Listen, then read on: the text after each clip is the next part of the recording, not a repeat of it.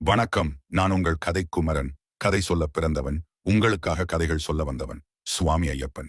பிறந்த கதை தெரியுமா?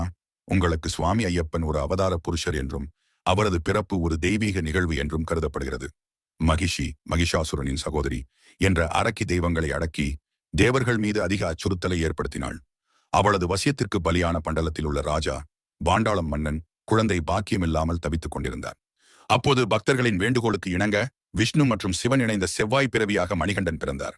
இந்த குழந்தையை பண்டாளம் ராஜா காடு அருகே காண்கின்றார். குழந்தையின் கழுத்தில் மணிமாலை காணப்பட்டதால் அவர் அவனை மணிகண்டன் என்று அழைத்தார். பிறகு இந்த குழந்தை வளர்ந்து ஒரு சிறந்த வீரராக ஆனார். அவர் மகிஷியை வதம் செய்த பின் தன்னை வழிபட அனைவரும் வாய்ப்பளிக்க வேண்டும் என்று கூறினார். இதனை ஏற்று அவனுக்கு ஐயப்பன் என்று பெயரிட்டனர். சபரிமலைக்கு சென்று விரதம் இருந்து ஐயப்பனை வழிபடுவது பக்தர்களுக்கு புண்ணியமாக கருதப்படுகிறது. அவரது புகழை உலகமெங்கும் பரப்புவதே பக்தர்களின் நோக்கமாகும். இதுவே சுவாமி ஐயப்பனின் பிறப்புக்குரிய முக்கியமான கதை.